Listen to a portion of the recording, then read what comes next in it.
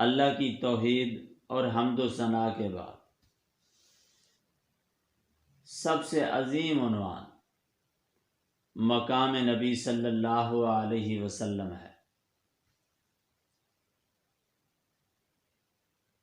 اللہ سبحانہ و تعالی نے اپنے بعد جو مقام آپ صلی اللہ علیہ وسلم کو عطا کیا اور کسی کو نہیں عطا کیا، آپ کو ذات کے لحاظ سے بھی سب سے برتر بنایا، صفات کے لحاظ سے بھی سب سے برتر بنایا، آپ کے حسب و نسب کو بھی سب سے اعلیٰ اور عظیم بنایا۔ پھر گاہے بگاہے وقتاً فوقتاً رب العالمین نے آپ کے مقام کو ثابت بھی کیا۔ کبھی عالم ارواح میں انبیاء علیہم السلام کے اجتماع میں آپ کے مقام کو ثابت کیا، کبھی قرآن کی صورت میں آپ کے مقام کو ثابت کیا، کبھی معراج کی صورت میں آپ کے مقام کو ثابت کیا، بلکہ معراج کی صورت میں تو باقاعدہ آپ کے مقام کو واضح کیا گیا۔ کیسے واضح کیا گیا؟ رب العالمین نے تمام نبیوں کو بیت المقدس میں جمع کیا، آپ صلی اللہ علیہ وسلم کو بھی بلایا، سب کو صف میں کھڑا کیا، آپ صلی اللہ علیہ وسلم کو مصلی پہ کھڑا کیا۔ سارے نبیوں نے اللہ کے حکم سے حضور اقدس صلی اللہ علیہ وسلم کے پیچھے نماز پڑھی۔ یہ انعام اور کسی نبی کو نہیں ملا، نہ کسی اور مسجد کو یہ اعزاز ملا ہے۔ مسجدیں اور بھی تھیں، لیکن جس مسجد میں نماز پڑھانے والا بھی نبی تھا، پڑھنے والے بھی نبی تھے، وہ صرف بیت المقدس تھی۔ اسی وجہ سے آج فلسطین مسلمانوں کے لیے خاص ہے۔ بہرحال یہ نماز جو بیت المقدس میں پڑھی گئی، اس بات کا واضح ثبوت ہے لیلۃ المعراج آپ صلی اللہ علیہ وسلم کے مقام کو باقاعدہ ثابت کیا گیا۔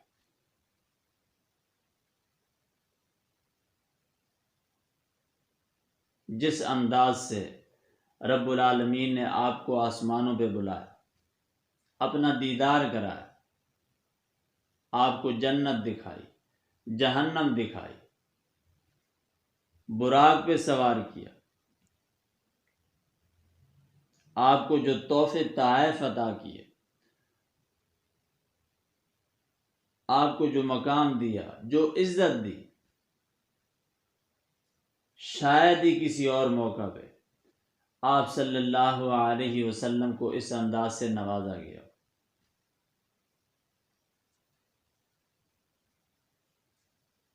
ایک عجیب انداز سے اس موقع پہ آپ کے مقام کو واضح کیا گیا۔ اس سے بڑھ کر عجیب اور عظیم انداز کیا ہو سکتا ہے؟ زمین پہ سارے نبی آقا کا انتظار کر رہے تھے، آسمانوں پہ رب العالمین خود آپ کا انتظار کر رہے تھے، جنت میں حور و غلمان آپ کا انتظار بیٹھے تھے۔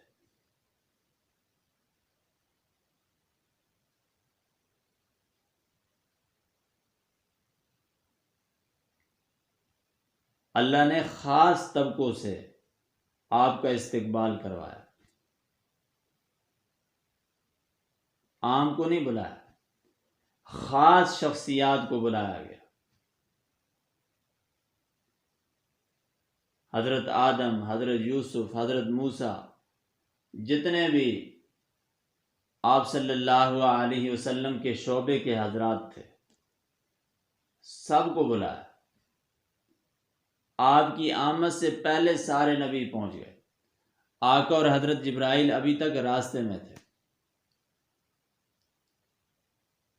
دوسرے نبی پہلے آ گئے۔ اللہ نے فرمایا تم یہاں بیٹھ کر میرے حبیب کا انتظار کرو، نماز تب ہوگی جب امام آئے گا، میں آسمانوں پہ انتظار کرتا ہوں۔ فرشتوں سے کہا تم بھی انتظار کرو، جنت والوں سے کہا تم بھی انتظار کرو۔ ایسا انتظار رب العالمین نے نہ کسی کا کیا ہے نہ کروایا ہے۔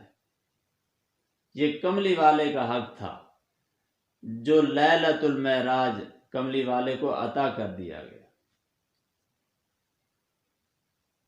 آپ کے علاوہ کوئی نبی ایسا نہیں گزرا جو اللہ کی بارگاہ میں پہنچا ہو، ملاقات کی ہو، زیارت کی ہو، تحفے تحائف حاصل کی ہو، واپس آ کر زمین والوں کو بتلایا ہو میں ملاقات کر کے آیا ہوں۔ کسی نبی کو یہ انعام نہیں ملا۔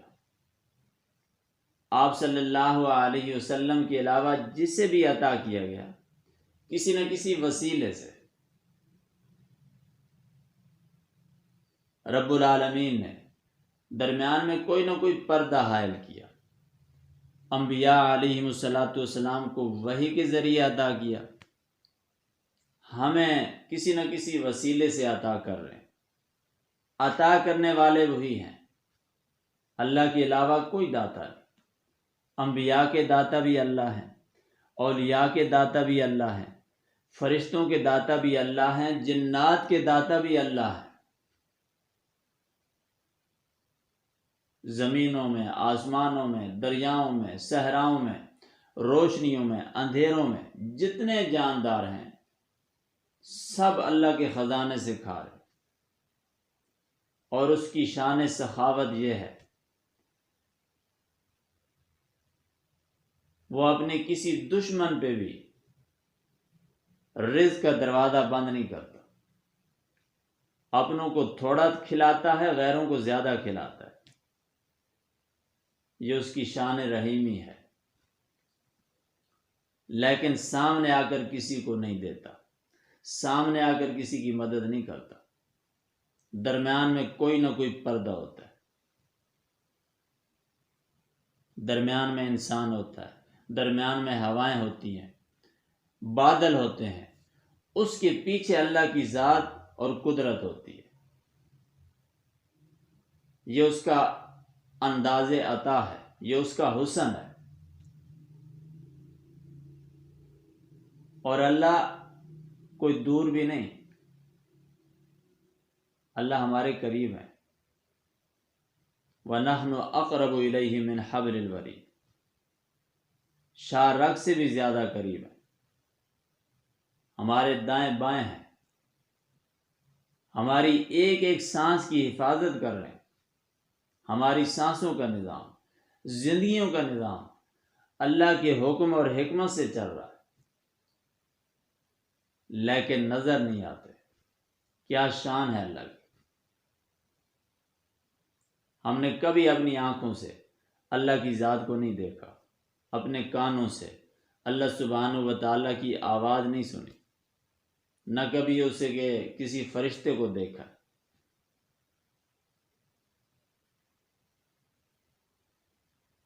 نہ کبھی کسی جن کو دیکھا، نہ کبھی شیطان کو دیکھا۔ یہ اس کی قدرت ہے۔ فرشتے ہمارے کندھوں پہ بیٹھے، کان کے ساتھ بیٹھے ہیں، لیکن کبھی ہم نے اپنے کان سے کسی فرشتے کی آواز نہیں سنی، اپنی آنکھوں سے کسی جن کو نہیں دیکھا، کسی شیطان کو نہیں دیکھا۔ ان دیکھے، ان سنے، اللہ کی ذات کو بھی مانتے ہیں، اللہ کی نشانیوں کو بھی مانتے ہیں، قدرتوں کو بھی مانتے ہیں۔ اسی کو کہتے ہیں ایمان۔ اللہ ہمیں مضبوط ایمان والا بنائے۔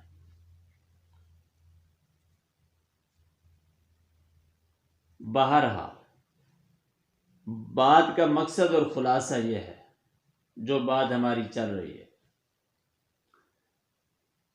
جسے بھی اللہ نے عطا کیا کسی نہ کسی وسیلے سے، آپ صلی اللہ علیہ وسلم کو براہ راست عطا کیا، شب معراج اپنے پاس بلایا، سامنے بٹھا کر اپنا دیدار بھی کرایا، انعامات بھی عطا کیے، اور معراج کی برکت سے آپ صلی اللہ علیہ وسلم کو مقام کے اس درجے پہ پہنچایا اللہ نے جس سے اوپر درجہ کوئی نہیں۔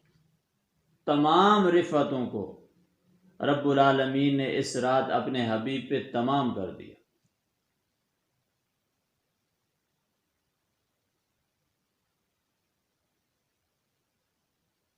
اور ہمیں عقیدہ سمجھایا، مقام نبوت کا اصول سمجھایا، فرمایا میری ربوبیت کے بعد، میری حکومت اور سلطنت کے بعد کائنات میں اگر کوئی ذات ہے وہ میرے محبوب محمد عربی کی ذات ہے، جس سے میں نے آج اپنے پاس بلایا ہے۔ اس جیسا میں نے کوئی بھی نہیں بنایا۔ بار بار رب العالمین نے اس چیز کو ثابت کیا، میرے حبیب جیسا کوئی نہیں، میرے حبیب جیسا کوئی نہیں، میرے حبیب جیسا کوئی نہیں۔ اب چاہے نور کا ہو، چاہے بشر کا ہو، چاہے دیوبند کا نعرہ لگاؤ، چاہے سنیوں کا نعرہ لگاؤ، چاہے کسی اور مسلک کا نعرہ لگاؤ، عالم ارواح کے اجتماع، بیت المقدس کی امامت اور معراج کے واقعہ کے مطابق آپ صلی اللہ علیہ وسلم جیسا انسانی تاریخ میں، انبیاء کی جماعت میں نہ آیا ہے نہ آ سکتا ہے۔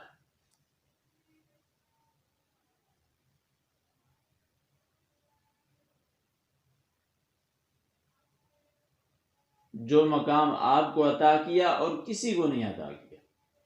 آپ صلی اللہ علیہ وسلم کی صورت میں اللہ نے اس کائنات کو ایک عجیب شخصیت عطا کی جس کی مثال کہیں بھی نہیں۔ اس لیے اللہ قرآن میں فرما رہے ہیں لَقَدْ مَنَّ اللَّهُ عَلَى الْمُؤْمِنِينَ إِذْ بَعَثَ فِيهِمْ رَسُولًا، کائنات والوں میرا تم پہ احسان ہے۔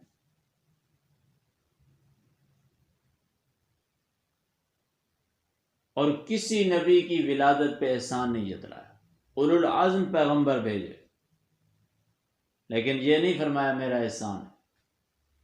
جب آپ کا نمبر آیا واضح الفاظ میں فرمایا کائنات والو تم پہ احسان ہے۔ کیوں؟ میں اپنے خزانے کا سب سے بڑا انعام تمہیں دے رہا ہوں۔ میرے پاس تمہارے لیے جو سب سے بڑا انعام تھا وہ میں آمنہ کی گود میں بھیج رہا ہوں۔ اس سے بڑا کوئی انعام نہیں میرے پاس تمہارے لیے، اس لیے میرا احسان ہے۔ رب العالمین ہمیں اس احسان کا قدردان بنائے، شکر گزار بنائے، اور آپ صلی اللہ علیہ وسلم کی اطاعت کرنے کی توفیق نصیب فرمائے۔ صرف ہم نے آپ کی تعریف پہ گزارا نہیں کرنا، صرف دعوے نہیں کرنے، آپ کی تعلیمات کے مطابق زندگی گزارنے کی کوشش کرنی ہے، آپ کی سنتوں کو زندہ کرنا ہے، آپ کی سیرت طیبہ کو پڑھنا ہے، آپ کی آمد کے مقصد کو سمجھنا ہے۔ رب العالمین سب کو قبول فرمائے۔ وآخر دعوانا ان الحمد للہ رب العالمین۔